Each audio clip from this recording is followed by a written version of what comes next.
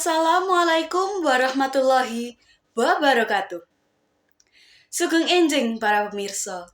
Pepagian malih kalian kula Nasyiwa Nurafni dan Tisyah Gautama saklebete pawarta 7.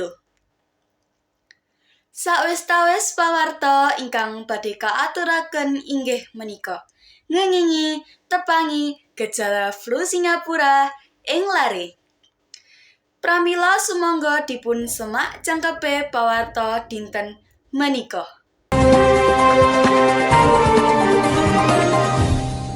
Kasus flu Singapura melonjak akhir-akhir puniki utaminipun nyerang ing lare-lare.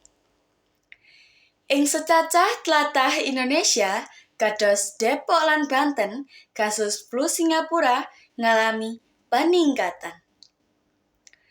Malah ing Banten sampun dipun panggihaken langkung saking 700 kasus flu Singapura wiwit Januari ngantos Maret 2021. Lebet istilah medis penyakit puniki dipun sebat dugi dados Hand, Foot, and Mouth Disease (HFMD).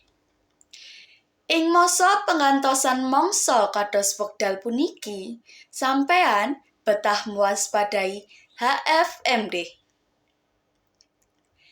Virus puniki menular nglangkungi cuwèran utawi lendir ing irung, tenggorokan, lan lesi kulit ingkang pecah saking tiyang ingkang terinfeksi.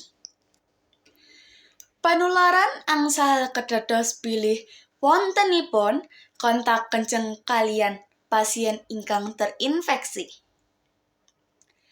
HFMD utawi flu Singapura ing lare limrahipun dipun wiwiti kalih kaliyan gejala kados asrep bentar, nyeri tenggorokan, nafsu nedha ingkang mandhap, lan raos boten eca badan. Selang setunggal dumugi kalih dinten, limrahipun badhe muncul bintik-bintik abrit ing rongga cangkem ingkang mangkenipun pecah dados sariawan. Salajengipun badhe muncul ruam ing kulit, ing tlapak tangan, lan suku. Lebet kondisi ingkang langkung jahat, HFMD ugi saged ndamel penyakit awrat kados meningitis lan ensefalitis ingkang ndamel pasien kedah nglampahi perawatan intensif. Ngantos wekdal puniki boten wonten pengobatan mligi kangge penyakit flu Singapura ing lare. Pengobatan ingkang wonten namung kangge ngilingi gejalanipun. Para pemirsa, pawarta menika mungkasi siaran pawarta 7 ing injing menika. Sedaya kanca ingkang ngayahi karya serta kula Nasyiwa Nurafni dan Tisyah Gautama ngaturaken agunging pangapunten lan panuwun awit kawigatosinipun panjenengan.